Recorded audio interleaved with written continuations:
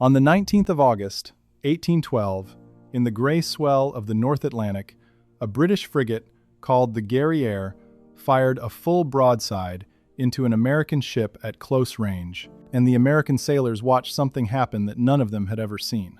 The heavy iron cannonballs, 18 pounds of solid shot each, struck the side of their ship and bounced off. They did not punch through. They did not splinter the hull into a killing cloud of wood.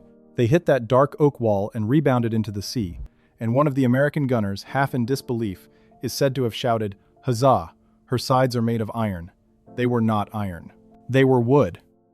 But they were a kind of wood so dense and so hard that a British officer said firing at her was like firing at a wall of solid rock, and that day the ship earned the name she has carried for more than 200 years, Old Ironsides. But this is not really a story about a battle.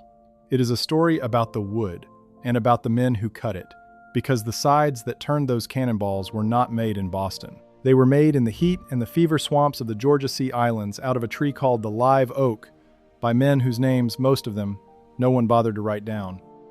One name we do have is John Morgan, a Connecticut shipwright who went south in the summer of 1794 to get that timber and nearly died doing it. The other men, the ones who actually swung the axes into wood hard as iron, were enslaved African Americans, and the records of the time kept the name of the man who owned them and forgot the names of the men themselves. This is the story of how a brand new country, with almost no navy at all, built a warship that the most powerful fleet on earth could not break, and of the forgotten hands in a Georgia swamp that made it possible. If you care about the men who built this country with their hands, the workers nobody ever wrote a book about, please subscribe to Global Old History right now. Hit the button, come back.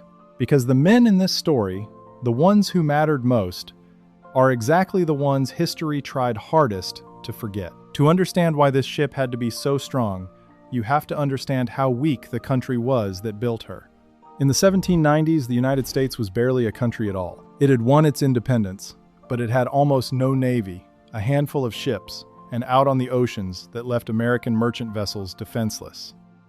Barbary corsairs from the North African coast were seizing American ships and holding their crews for ransom or selling them into slavery.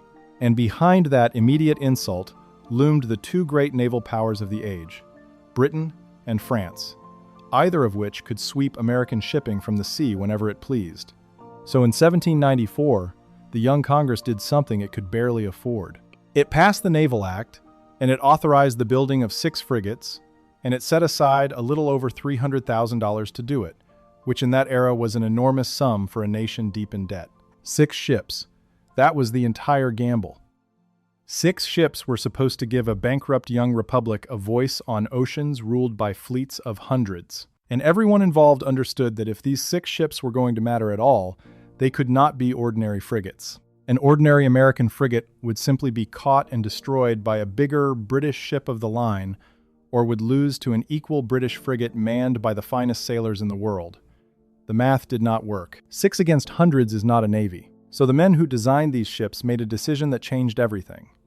If they could not build many ships, they would build a few impossible ones. The designer was a Quaker shipbuilder from Philadelphia named Joshua Humphreys, and Humphreys had a radical idea. He would build frigates that were bigger, longer, and far stronger than anything else afloat in their class. They would carry more guns than a normal frigate, enough to overwhelm any enemy frigate they met, and they would be built so heavily, with such thick sides and such clever internal bracing, that they could take punishment that would sink a lighter ship. The idea was a warship that could beat anything small enough to fight, and outrun anything big enough to beat it. That idea did not come easily, and it almost did not survive Congress. The whole reason for a navy in the first place was humiliation on the water. Pirates operating out of the Barbary states of North Africa, Algiers and Tripoli and Tunis, were seizing American merchant ships, chaining their crews, and demanding ransom or selling the sailors into slavery. A country that could not protect its own people at sea was not really a country, and the new nation's leaders knew it. But there was fierce disagreement about the answer. One side believed a navy was essential to national survival. The other side feared that building warships would be ruinously expensive and would drag the young republic into the endless wars of Europe. The compromise that finally passed in 1794 had a poison pill written into it. If peace could be made with Algiers, construction of the frigates would stop. And in 1796, a peace was indeed struck, and the whole program nearly died on the spot. It took another act of Congress and a hard political fight just to keep 3 of the 6 ships going, and the Constitution was one of the 3 that survived. So before a single frame was raised, this ship had already almost been canceled twice. The man whose vision kept the idea alive was Joshua Humphreys, and it is worth understanding just how radical his design was. In that era, warships came in rough classes. There were massive ships of the line, floating gun platforms too slow to catch a frigate. And there were frigates, faster ships that scouted and raided and fought each other. Humphreys designed something that did not quite fit either box. A frigate so large and so heavily built that it blurred the line, longer on the keel than any frigate afloat, carrying a heavier main battery of long 24-pounder guns where rival frigates carried 18s. The reasoning was cold and brilliant. Against any frigate, his ships would have more guns, heavier guns, and a stronger hull and would win. Against any ship of the line big enough to beat them, they would be faster and would escape. The Constitution was one of a family of 6 sisters, ships with names like the United States, the President, the Constellation, the Congress, and the ill-fated Chesapeake. Together they were the whole Navy, and each one was a bet that quality could stand in for quantity, with the survival of American trade riding on it. To do that, Humphreys needed a hull that was practically a floating fortress, and for that he needed a wood that almost no other navy in the world could get its hands on. He needed live oak. Now, I want to tell you about this tree, because everything turns on it, and most people have never heard of it. The southern live oak is not like the tall, straight oaks of the northern forests. It is a low, sprawling, massive tree that grows along the coasts of the deep south, in Georgia and the Carolinas and Florida, draped in Spanish moss, its huge limbs twisting out sideways and curving down toward the ground. And its wood is extraordinary. Live oak is one of the densest woods that grows in North America. A cubic foot of it can weigh as much as 75 pounds, so heavy that a freshly cut piece of it will barely float, and so hard that the axeman who cut it said it was like chopping into iron. It resists rot. It resists the salt sea air that eats ordinary timber. And here is the part that made it priceless to a shipbuilder like Humphreys. Because the great limbs of the live oak grow in natural curves and angles, a shipwright could find, in a single tree, a piece already shaped like the curved rib of a ship, or the sharp elbow where 2 timbers had to meet. Instead of forcing straight wood into a curve and creating a weak point, he could cut a frame that was already curved, with the grain of the wood following the curve, giving it enormous natural strength. Live oak frames were the closest thing the age of sail had to steel. And here is why that mattered so much beyond the shipyard. The great naval powers of Europe were running short of good shipbuilding timber. Britain in particular had been cutting its home oak forests for centuries to feed the Royal Navy, and it leaned heavily on imported wood from the Baltic and its colonies. Live oak, this uniquely dense and durable American tree, grew almost nowhere else in the world in usable quantity.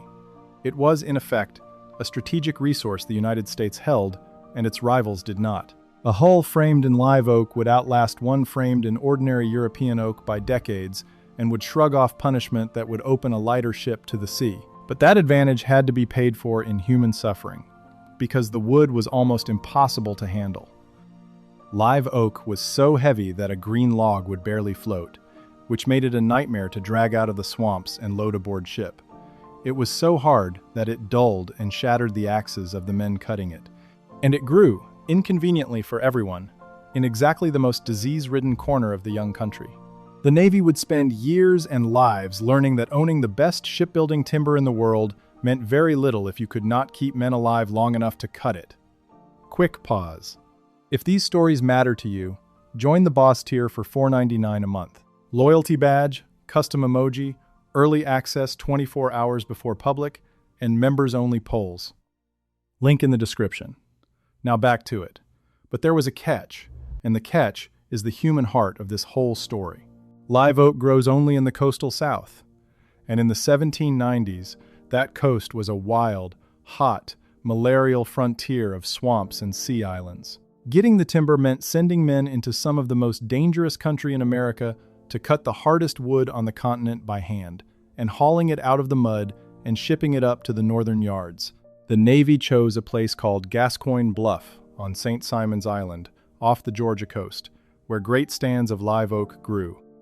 And in August of 1794, they sent a Connecticut shipwright named John Morgan south to supervise the cutting. Morgan brought with him a crew of New England woodcutters, skilled northern axemen, and the plan was that these experienced men would go into the Georgia woods and cut the frames for the frigates. It was a disaster. The men from the cold north had no defense against the diseases of the southern coast. The sea islands in summer were thick with mosquitoes and the fevers they carried, malaria and worse, and the northern axemen began to sicken and die. After several months in that country, many of Morgan's men were dead, and most of the rest had deserted, fleeing the swamps and the fever and the impossible labor. I have tried to picture those camps because the records give just enough to make them real and not enough to make them bearable. The men worked in a wet, low country of tidal creeks and marsh, where the summer heat was crushing and the air was thick with mosquitoes and biting sandflies. There was no real shelter, little clean water, and no medicine that could touch the fevers that rose with the season. Malaria was not understood then. The men only knew that in the hot months, a killing sickness came out of the marshes, and that northern men in particular seemed to have no resistance to it at all. Morgan watched his skilled Connecticut axemen, men he had brought 1,000 miles for their expertise, sicken and die, or slip away into the night rather than stay and die. And into that gap, the contractors pushed enslaved men, because enslaved men could not desert and could not refuse. They were made to clear the razor-edged saw palmetto by hand, to fell the iron-hard trees, and to shape the frames to precise curved patterns sent down from the shipyards, all in the same fevered ground that had emptied the northern camps. It was some of the hardest and most dangerous labor in the entire country, performed for no wage, by men whose skill with an axe and an adze was real and considerable and entirely uncredited. And then the timber had to travel. The finished frames and the great raw timbers were dragged to the water and loaded aboard ships for the long coastal voyage north to the building yards. Even that was slow and costly, and storms and delays and the sheer weight of the wood made it a constant struggle. Years went by between the first cutting on St. Simon's Island and the finished frigates riding in northern harbors. Every rib of the Constitution stands for not just a felled tree, but a chain of labor and suffering that ran from a Georgia swamp onto a ship, up the coast, and into a Boston shipyard, and almost every link in that chain, except the last, was made of hands the record did not name. The great plan to cut the Navy's timber with free northern labor had collapsed into graves and empty camps. When a Navy captain came down to check on the work and to ship the timber north, he found that almost nothing had been done. And so the Navy turned to the labor it could not lose to desertion, because that labor was not free to leave. It turned to slavery. Morgan and the contractors hired enslaved African-American men from the local plantation owners, men like a landowner named Richard Leake, whose people were put to the work the northern axemen had died and fled from. And it was these enslaved men who actually cut the live oak that became the sides of the United States Navy's first warships. Think about what that work was. First, they had to clear a dense, thorny underbrush of saw palmetto just to reach the trees. Then they had to fell and shape live oak, wood described in the records as hard as iron, in swampy, hot, disease-ridden ground, in the same fevered country that had killed the northern men. And the cutting was not simple felling. It had to be precise, because the whole value of live oak was in those natural curves, and a frame had to be cut to follow the shape of a branch exactly so it would fit the pattern of the ship.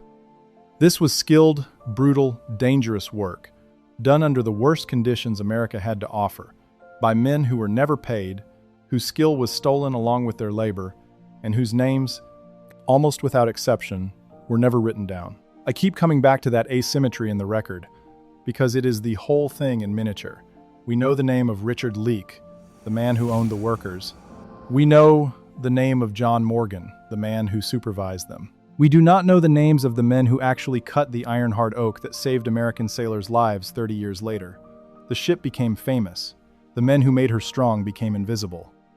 And here is a fact that historians at the ship's own museum will tell you today. Because live oak lasts so long, it is quite likely that some of the very timbers those enslaved men cut in the 1790s are still in the hull of the ship right now, still floating, still holding, more than 2 centuries later. Their work outlived them by lifetimes, and it never carried their names. The timber that survived the swamps was loaded onto ships and sent north. and this is where the second half of the labor begins, in the shipyards of Boston. The frigate that would become the Constitution was built at a yard owned by a man named Edmund Hart in the north end of Boston, on the water. The master builder in charge was a shipwright named George Claghorn, and under him worked a whole community of tradesmen, including a foreman named Prince Athiarn, and the shipwrights and caulkers and joiners and riggers and laborers who would turn a pile of Georgia timber and northern pine into a warship. A shipyard in the 1790s was not a single trade. It was a whole industrial town gathered around one hull, and building the Constitution set hundreds of people to work in dozens of crafts.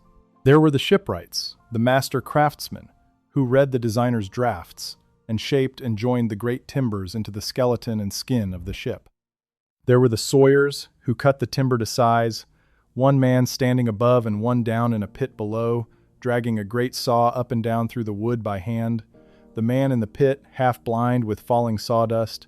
There were the caulkers, who drove tarred fibers of oakum into every seam between the planks with mallets and irons, and then sealed them with hot pitch, because a single badly caulked seam could sink a ship, and a warship's hull held miles of seams. There were blacksmiths forging the fittings, blockmakers turning out the wooden pulleys, joiners fitting the cabins, painters and laborers hauling and lifting from dawn to dark. And beyond the yard, the ship reached out into the whole city. In the rope walks, long, narrow buildings, sometimes a quarter-mile in length, workers walked slowly backward, spinning hemp into the miles of cordage a full-rigged ship required. In the sail lofts, sailmakers stitched acres of heavy canvas by hand into the sails that would drive her. A ship like this was the single most complex machine a society of that era could build, and it pulled the labor of an entire port into one purpose. When you look at the finished Constitution and see a warship, you should really be seeing the sawyer in his pit, the caulker on his plank, the rope maker walking backward in the long shed, and the enslaved man in the Georgia marsh, all of them present in the timber and the rigging, and almost all of them nameless now. Before I tell you how they built her, do me a favor and subscribe. The algorithm buries old industry stories, unless enough people click. One click. Come back. Because the way they assembled this hull is the reason the Cannonballs bounced, and it is a piece of engineering that deserves to be understood, not just admired. Here is how you build a side that stops a cannonball with wood. You do it in layers, and you do it thick. The frames, the ribs of the ship, were those curved live oak timbers from Georgia, and Humphreys had them set close together, much closer than in an ordinary ship, so that the skeleton itself was almost a solid wall of the hardest wood in America. Then over the outside of those frames went a thick skin of oak planking, and on the inside went another thick layer of planking, so that at the waterline, where an enemy would aim, the total thickness of the ship's side, outer planking and live oak frame and inner planking together, came to something close to 2 feet of solid oak. 2 feet. 2 feet. An 18-pound iron ball fired from a few hundred yards away simply did not carry enough force to drive through 2 feet of layered oak with a core of live oak as hard as iron. It struck, it crushed a little of the surface, and it bounced. But thickness alone was not Humphreys' real genius. A ship this long had another enemy, and that enemy was its own weight. A long wooden hull, heavy at the ends and floating in water that lifts it unevenly, tends over time to sag in the middle or droop at the bow and stern. A slow, structural failure the shipwrights called hogging. To fight it, Humphreys ran a set of massive diagonal braces, called riders, up the inside of the hull at an angle, like the diagonal boards that keep a gate from sagging on its hinges. These diagonal riders tied the whole long hull together into one rigid structure and kept it from working itself apart in heavy seas. It was a level of internal strength that ordinary frigates simply did not have, and it is a large part of why this ship is still afloat today, when every one of her British contemporaries is long gone. Then there was the fastening, the thousands of bolts and spikes and fittings that held all that timber together, and much of that copper and bronze work came from a name every American knows for another reason entirely. Paul Revere, the same Boston silversmith who had ridden to warn of the British in 1775, had a foundry, and he supplied copper fittings and spikes for the ship, and years later, in 1803, he would roll the copper sheathing that protected her hull below the waterline. The Midnight Rider became the Navy's coppersmith. Even the fastenings of this ship carry a piece of the Revolution in them. But before any of that timber could be shaped, the builders had to solve a puzzle of pure geometry, and they solved it the way shipwrights had for centuries, on the floor of a great room called the mold loft. There, working at full size on a vast smooth floor, they drew out the exact curves of every frame in the ship from the designer's small-scale plans, and from those full-size drawings they cut thin wooden patterns called molds for each piece. Only then could the sawyers and shipwrights take a curved live oak timber and cut it to match its mold exactly, so that when all the pieces came together they formed the precise shape Humphreys had drawn on paper. Each great rib of the ship was not one piece but several overlapping timbers called futtocks, joined and bolted so that the joints in one layer were covered by the solid wood of the next, giving the frame strength all the way around its curve. The whole skeleton was fastened together with a mix of wooden pegs, called tree nails, driven into bored holes so they swelled tight when wet, and with thousands of copper and iron bolts and spikes, many of them from Revere's foundry. Wood fastened with iron alone would have rusted and rotted itself apart in salt water, so the choice of copper below the waterline was not decoration, it was survival. And over the outside of the finished hull, below the waterline, went a skin of copper sheathing, thin sheets of copper nailed over the planking. That copper was not armor against cannon, it was armor against the sea itself, against the shipworm that bored into unprotected hulls, and the weed and barnacles that fouled them and dragged them slow. A copper-bottomed ship stayed faster and lasted far longer, and Paul Revere, in time, would roll the very sheets that clad her. Now think of the sheer quantity of it. Miles of planking, hundreds of massive frames, tens of thousands of fastenings, every one driven by hand, acres of copper. Every piece of it shaped and fitted and hammered home by a workman with a tool in his fist, one bolt, one plank, one seam at a time, until a pile of swamp timber and northern pine had become a single ship strong enough to laugh at cannon fire. That is what the word built really means here. Not assembled by a machine, made by hand by hundreds of men over years. And the raw material this swallowed is hard to picture. The wood for a single one of these frigates came from something like 60 acres of forest, and the live oak alone for the whole class of 6 ships meant felling on the order of 2,000 of those slow-growing coastal trees. This was not lumber you could order and use the next week. Green timber had to be seasoned, left to dry so it would not warp and split once it was worked into a ship, and live oak was so dense that it gave up its moisture slowly and grudgingly. Between the cutting in Georgia, the shipping north, the seasoning, the lofting, and the shaping, years slipped by. The keel of the Constitution was laid in the autumn of 1794, and she did not touch the water until the autumn of 1797, 3 full years later, and even that felt slow to the people waiting on her. There's a kind of patience in that which we have almost entirely lost. These men were building out of a material that could not be hurried, using methods that could not be hurried, and they accepted it. They cut, and shipped, and stacked, and waited, and shaped, and only then did they build. The ship that seems to appear so suddenly in the history books, winning her famous battle in half an hour, was in truth the slow accumulation of years of quiet labor by people who, in many cases, never lived to see how the story ended. All of this took time and money, and the work dragged on far longer than anyone had planned. The live oak troubles in Georgia caused delays.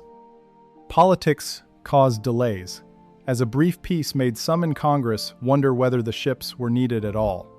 Costs ran over.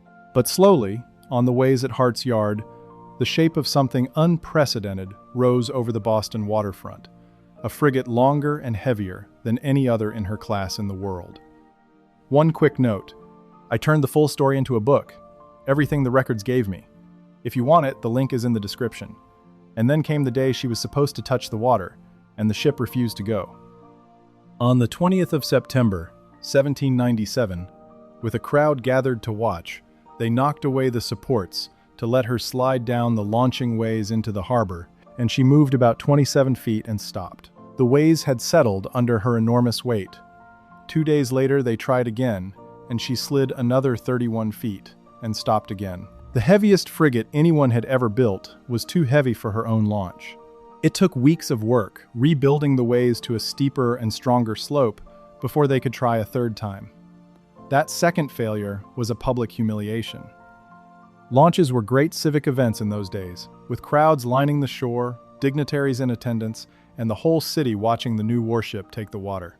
And twice now, the most expensive and ambitious ship the country had ever built had lurched partway down the ways and stuck fast, like a beached whale, in front of everyone. George Claghorn, the master builder, had to face the plain fact that the sheer weight of his live oak-framed hull, the very thing that made her strong, was more than the launching ways could bear, and that the ground beneath them had settled under the load. There was no quick fix. His men had to tear out and rebuild the ways at a steeper angle and on firmer footing, work that took weeks, all while the half-launched ship sat there as a monument to the problem. It is a small thing next to a battle, but I find it human and telling. Even the launch of this ship, before she ever fired a gun, was a fight against her own tremendous weight, and it had to be won by ordinary workmen rebuilding a ramp by hand until the thing they had made would finally consent to float. And on the 21st of October, 1797, they knocked her loose once more, and this time the great hull ran down the ways and slid out onto the water of Boston Harbor and floated, and the ship that would be called the Constitution was finally, truly afloat. She was a little over 175 feet long on the deck, more than 43 feet across at her widest, and she displaced around 2,200 tons. She was rated as a 44-gun frigate, though in practice she often carried more than 50 guns, a mix of long 24-pounders that could reach out at a distance and short heavy carronades that could smash an enemy up close. Her crew ran to around 450 men and boys, including a detachment of Marines and a number of boys as young as their early teens, the powder boys who carried charges to the guns in battle. She was, for her moment, one of the most powerful frigates in the world, and she had cost a young country a fortune it did not really have. But a bare hull floating in the harbor is not yet a warship.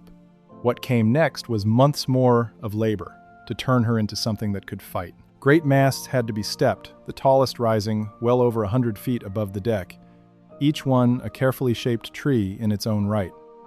The riggers came aboard and set up the standing rigging, the fixed ropes of tarred hemp that brace the masts, and then the running rigging, the moving lines that control the sails, until she carried miles of cordage, every foot of it spun by hand in the rope walks and hauled into place. Sails were bent onto the yards, acres of heavy canvas. Tons of iron and stone ballast were lowered into the bottom of the hull to hold her upright under her towering masts.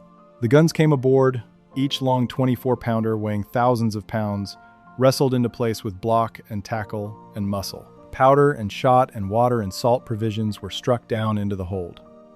And then she needed men, around 450 of them, to sail her and fight her. That crew was its own small world.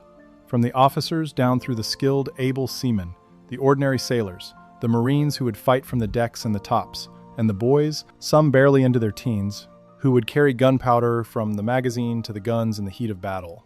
Every one of those jobs was hard, and many were dangerous even in peacetime, because working a full-rigged ship meant men climbing 100 feet up, swaying rigging in every kind of weather to fight heavy wet canvas. The Constitution that finally put to sea was the product of thousands of hands, the swamp cutters and the shipwrights and the riggers and the rope makers, and then she was handed to hundreds more, the sailors who would live in her and, some of them, die in her. She was never the work of one man.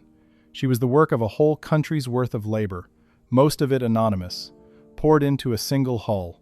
For years, she did the ordinary hard work of a warship. She sailed against the Barbary corsairs in the Mediterranean, showing the flag of a country that finally had teeth at sea.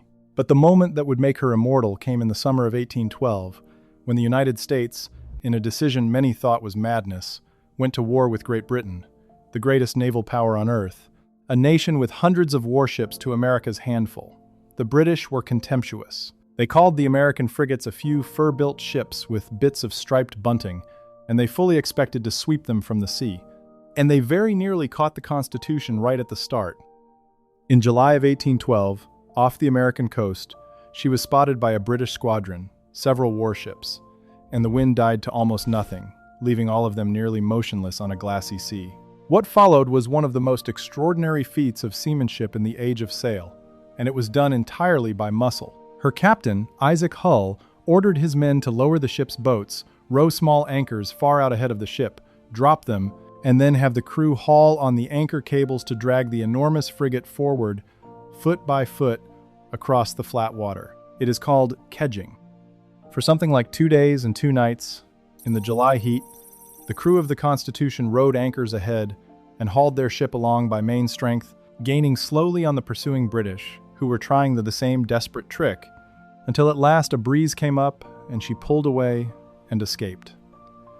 The ship that would be famous for being unbreakable first became famous for being uncatchable, saved not by her guns but by the exhausted arms of her own men. That chase deserves more than a mention, because it is one of the purest examples I know of a ship saved by raw human labor rather than by wind or gun. For something close to 2.5 days, in the dead heat of a windless July, the crews of the Constitution and her British pursuers fought a battle in slow motion, using no cannon at all. The Americans lowered their boats, rowed a small anchor as far ahead as the cable would reach, dropped it to the bottom, and then the whole crew heaved on the line to drag the enormous frigate up to the anchor, foot by foot, before rowing the anchor out ahead again. It is called kedging, and it is brutal, endless work. They wetted the sails with water hauled up in buckets to catch even the faintest breath of air. They pumped the ship out to lighten her. Men collapsed and were replaced and came back and heaved again. The British warships tried the very same trick, and for hours the distance between hunter and hunted opened and closed by mere yards, decided entirely by which crew could haul harder and longer in the heat. And the American crew won that contest of pure endurance, gaining slowly, until at last a wind returned and filled the sails, and the Constitution drew away and escaped a squadron that should have destroyed her. She was saved at the very start of her most famous war, not by the guns Humphreys gave her, but by the backs and arms of 400 exhausted men. Which brings us back to where we started, to the 19th of August, 1812, and the moment the cannonballs bounced. The Constitution, still under Isaac Hull, met the British frigate Guerrière alone on the open Atlantic. The Guerrière was a proud ship with a veteran crew, and her captain was so confident he practically invited the fight. The two ships closed, and the Guerrière opened fire first, at long range, and this is when the American sailors saw the impossible. British shots striking their hull and rebounding into the sea. Hull held his fire, closed the distance, and then unleashed his heavier broadsides at deadly close range.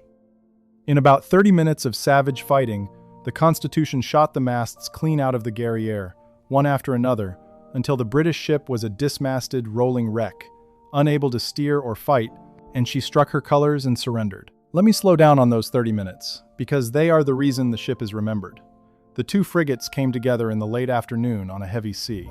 The British captain, James Dacres, was so sure of victory that he had reportedly wagered on it.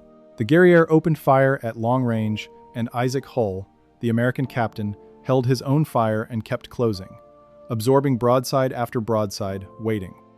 It was during that slow approach that his men, crouched at their guns, saw the enemy's shot striking home and rebounding from the hull, and raised the cry that named the ship. When Hull finally gave the order to fire, at pistol shot range, his heavier guns tore into the Guerrière with terrible effect. Within minutes, one of the British ship's masts cracked and went over the side, dragging a chaos of rigging into the sea and pulling her around so she could not aim her guns. The two hulls came together, the Guerrière's bowsprit fouling in the Constitution's rigging, and for a few furious minutes, men fired muskets across the gap and prepared to board through the smoke and the rolling swell. Then the ships tore apart, and the rest of the Guerrière's masts came crashing down until she lay a dismasted, helpless wreck, rolling her gun ports under the water. She had been beaten so thoroughly, and her hull so shattered, that when Dacres surrendered, the Americans found she was sinking and could not be saved. They took the survivors off through the night and set her afire, and at dawn she blew up. The whole action, from the first close broadside to the surrender, had taken about half an hour. In that half hour, a wooden ship, framed by enslaved men in a Georgia swamp and built by the tradesmen of Boston, had beaten a frigate of the most powerful navy on earth so completely that there was nothing left to tow home.